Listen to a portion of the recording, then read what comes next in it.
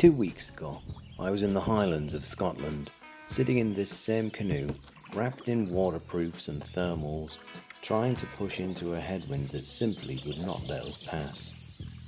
The rain came down for days.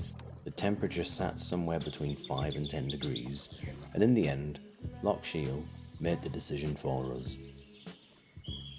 I had gone there with a plan, a full circuit, 5 days on the water, wild camping, fire, food, and that feeling that you get when the map starts to become real beneath you.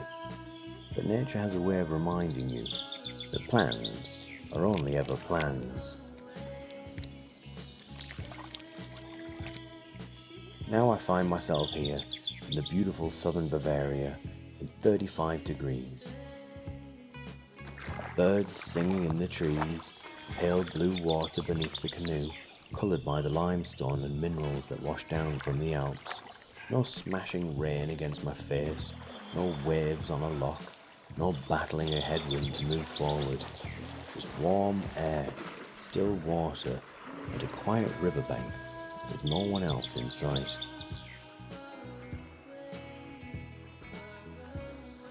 I came here because I did not feel finished. Not with the canoe, not with the camp, not with the simple pleasure of carrying everything I need, finding a place by the water, cooking something good, and letting the day slow itself down.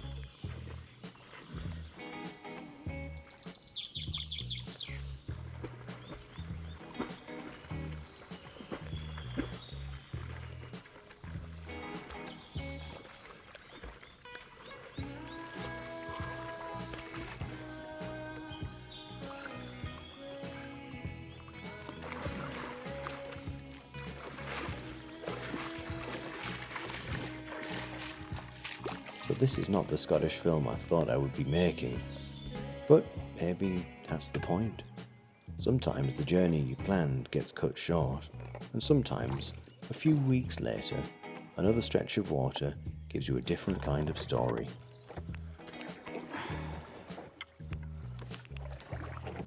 Well, I've just enjoyed a nice refreshing swim. Last time I was in my canoe, I was in the Scottish Highlands, and it was 5 degrees and pouring down with rain.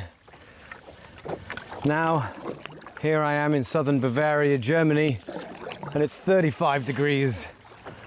And it's only 2 weeks later. I've decided I'm going to head out on my favorite river here and just enjoy the scenery, take in the nature, enjoy the sounds. And I've brought with me a hammock from One Wind, and it's a new one. I've never tried it before, so I'm looking forward to trying that out. Hopefully I don't have any issues and I think I should enjoy a good night's sleep. It's going to be warm tonight, so I don't have to worry about being too cold, and I think a hammock this evening will be the perfect choice for sleeping in.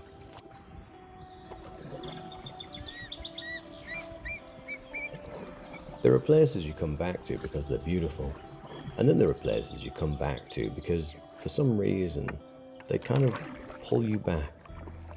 This river is one of those places for me. It does not shout for attention. It does not have the drama of the Highlands or the huge open water of the Scottish lochs. It moves quietly through the forest, pale and cold from the mountain, almost still in places, as if it has all the time in the world. And hidden along its banks are some secret corners, a little beach, a bend in the trees, a waterfall you could pass 100 times and never know it was there unless you slowed down long enough to listen for it. That is what I love about travelling by canoe. You do not just arrive somewhere, you notice it. Every sound feels closer. The birds, the insects, the paddle dipping into the water, the wind moving through the leaves. And out here, alone, with the forest on both sides, it's very easy to believe that nothing bad could happen.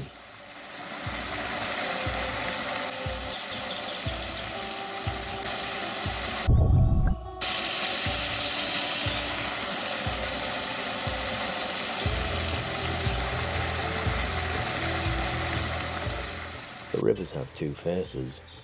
On a day like this one feels gentle, almost sleepy. But I've learnt before, on this very stretch of water, that when the weather turns in the mountains, calm can change very quickly. It's been absolutely gorgeous weather today. But here in southern Bavaria, quite often when you have these beautiful hot days, a storm follows in the night. These torrential kind of thunderstorms, and it is starting to get quite grey. I really have to make a note of checking the weather forecast before I go out on this river.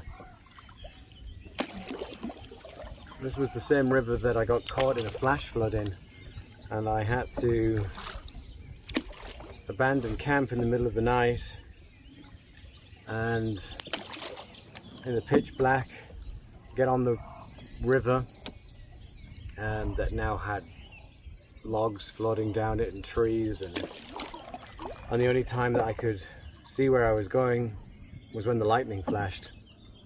That was terrifying. It was really scary. Then the river was moving. Yeah.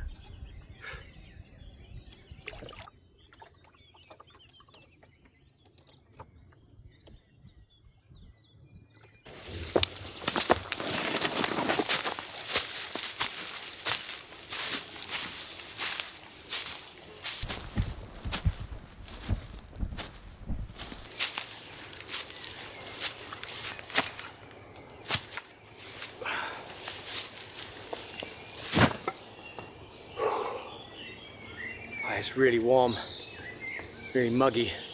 Really feels like there could be a thunderstorm coming.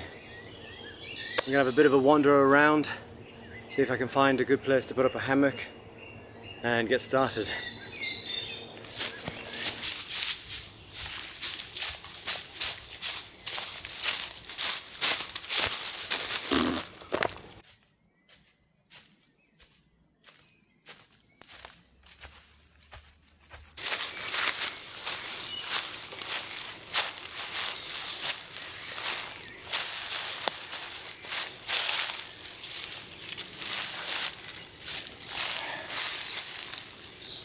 Well, I've searched around and I've ended up pretty much back where I started. I think I'm going to use these two skinny trees here. I think so long as I stay pretty low with the hammock, should be okay. Yeah, I'll be fine. Alright. This is my completely new hammock from One Wind. I've never set it up before. See how it goes, I suppose. Seems to come out of both ends. I'm already confused. Okay.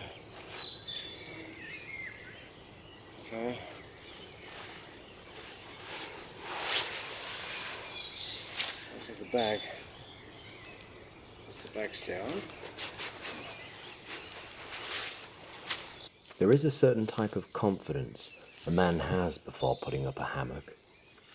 It's the same confidence he has before reversing a trailer, lighting a fire in the rain, or saying, no, I know exactly where we are. Unlike most of these moments, it does not always survive first contact with reality. In my head, this was going to be very smooth. Find two trees, hang the hammock, clip everything in place, climb in gracefully. But not all hammocks are the same, and although I've already slept many nights in hammocks before, this one was new to me. And there's no bugs getting in. How do I get in? Underneath. Like that. Okay. Alright, I can live with that.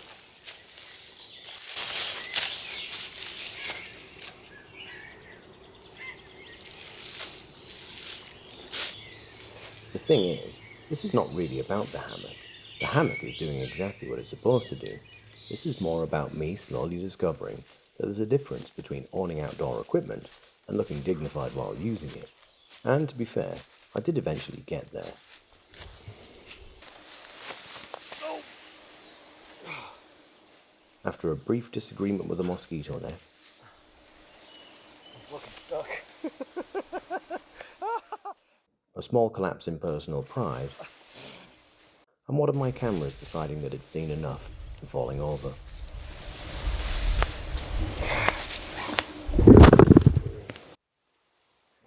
And once I was in, I have to admit, it's one of the most comfortable hammocks that I own. Easy. Fucking easy. Oh man, that storm is coming right now. And I haven't even got a fire going to get food cooking. I guess I'm going to be cooking in here somehow. That'll be fun. I could cook here. At the stove. Yeah. Cool. Right. Better set up for the night. That took far longer than I thought it would, but it's going to be really comfy. While the thunder started to build somewhere beyond the trees, it felt like the right moment to get dinner on before the weather made that decision for me. Oh boy.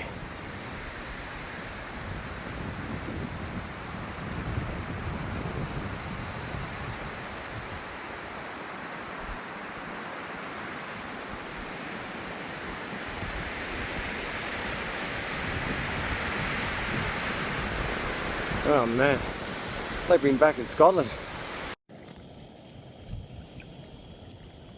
Tonight's menu was simple: fried potatoes and onions, cooked in the Scotsburg galvanized steel frying pan, with steak to finish it off.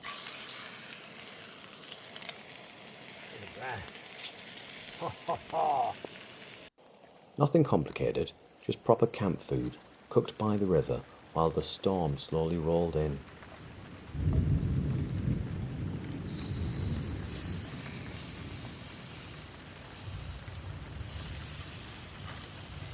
And I have with me my rather brilliant little hammock table.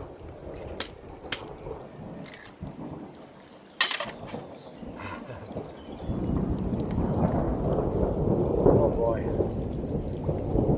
I think I better eat this than take shelter, because it's already starting to rain. And for a while, it was perfect.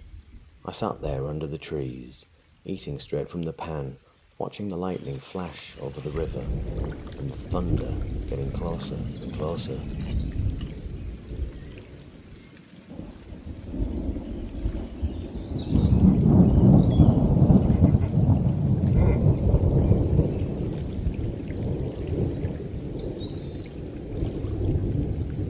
That's really good. It's so good to cook steak on a proper pan. Dinner with a show.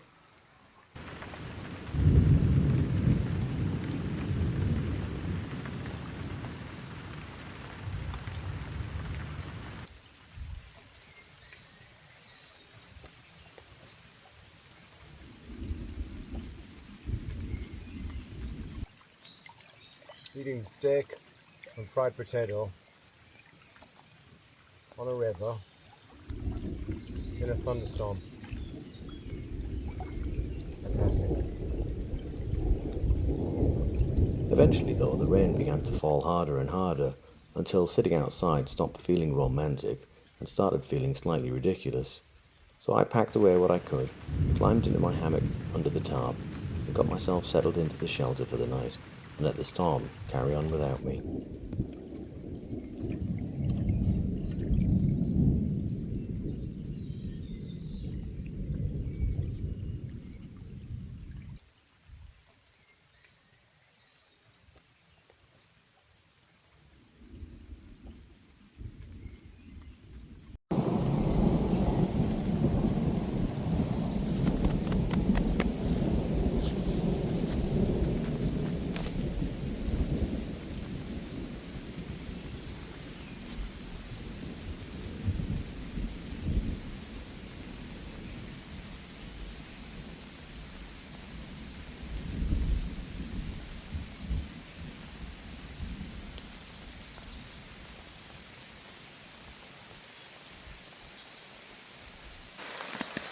Well, that's me all tucked up in my cosy little hammock here. It's quite nice listening to the rain outside. It's still really, really warm, and scratch my nose on a branch coming into the hammock. Anyway, I think I shall watch a movie now and then call it a night.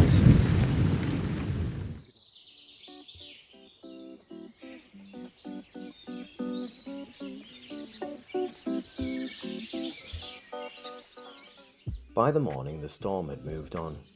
That's always the strange thing about bad weather. During the night, when the rain is hammering on the tarp and the thunder is rolling through the trees, it feels as if the whole world has decided to come apart. And then, a few hours later, the birds start singing as if nothing happened. The river's still there. Thankfully, my canoe is too. The frying pan needs cleaning, and you're left standing beside a wet hammock, wondering why you ever thought this was a sensible way for a grown man to spend his free time. But that is also why I keep coming back to it. Not because it is always comfortable, not because it always goes to plan, and definitely not because I look awesome getting into a hammock, but because out here, things become simple again.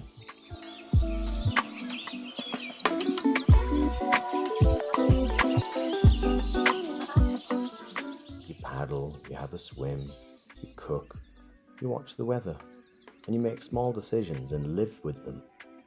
A few weeks ago in Scotland, that headwind stopped the journey entirely before I was ready to end it.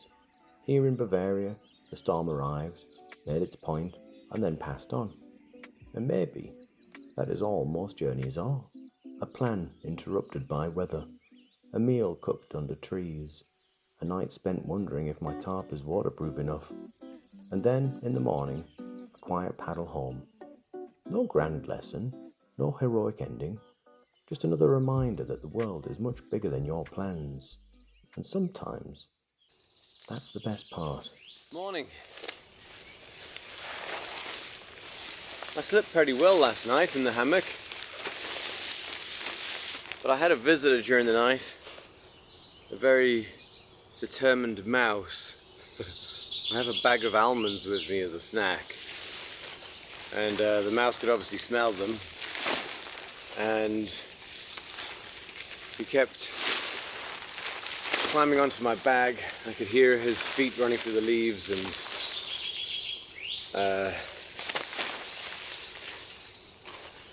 climbing onto my bag, and I couldn't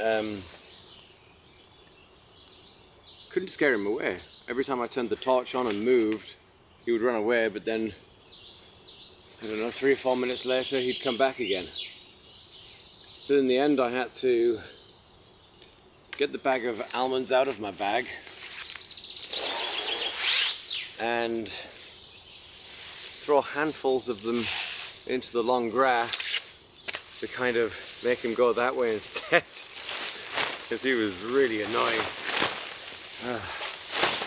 That was about 2 o'clock in the morning.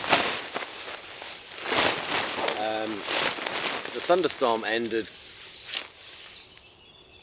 I don't know, it was still raining when I fell asleep, but I think the worst of it didn't hit me. There was no massive thunder and lightning storm, so it wasn't too bad.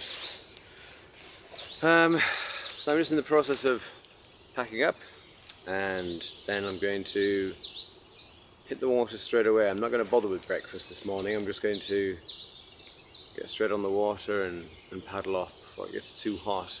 It's forecast to be another hot day today, so let's get started.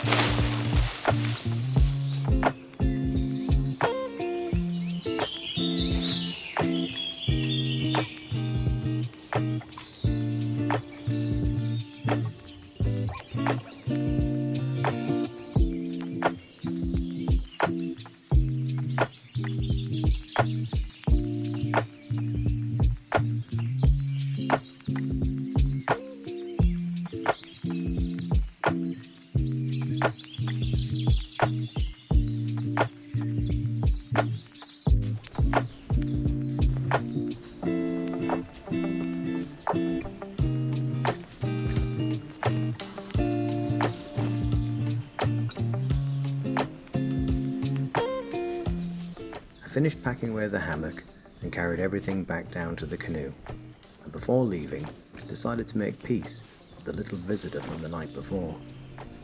If something is brave enough to come into my shelter during a thunderstorm and spend half the night hunting for almonds, it probably deserves a reward.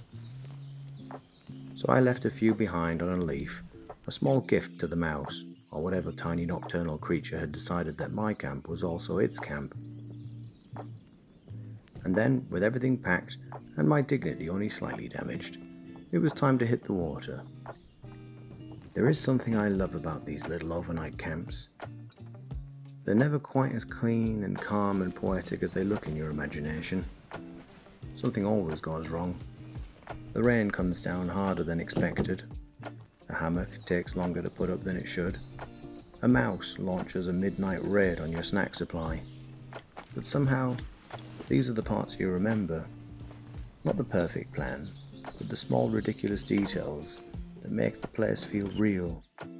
And as I pushed the canoe out onto the river, I felt lighter than I had when I arrived. Tired, slightly damp, and down a few almonds, but very happy. So I let the paddle fall back into the water and headed home. Thank you so much for watching. Please don't forget to like, share and subscribe. Please do go check out Scotsberg's frying pans. The link is in the description below, as well as the hammock that I used and any other gear. Thanks again for watching, and until next time, goodbye.